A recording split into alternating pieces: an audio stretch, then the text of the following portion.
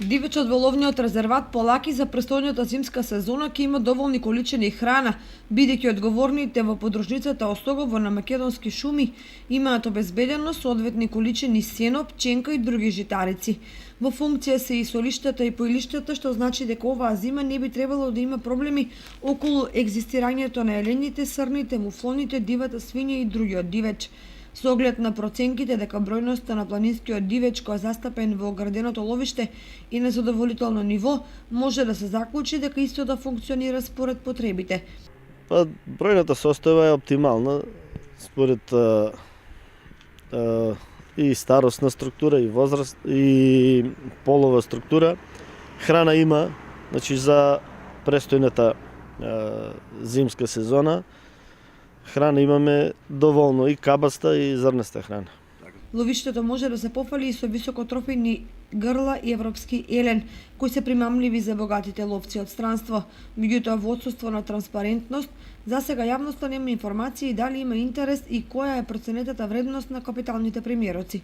Комерцијален лов секако дека се врши, ловиштето за тоа и постоje, за комерцијален лов.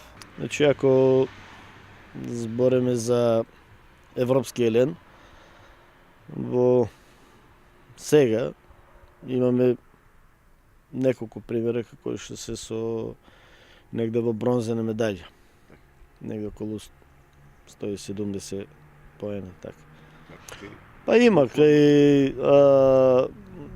дивата свиња, значи има исто големи примероци со висока трофејна вредност. Фактот дека во текот на минатата година беа организирани неколку хајки за отстрел на волци кои се вселиле во ловиштето и тука го касапа дивечот, зборува за штетите што ги предизвикуваат предаторите.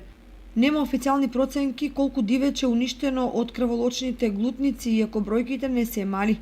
Проблемот за одговорните во ловиштето е дотрената ограда, односно мрежа која речиси и не е препрека за предаторите кои слободно влегуваат и излегуваат од резерватот.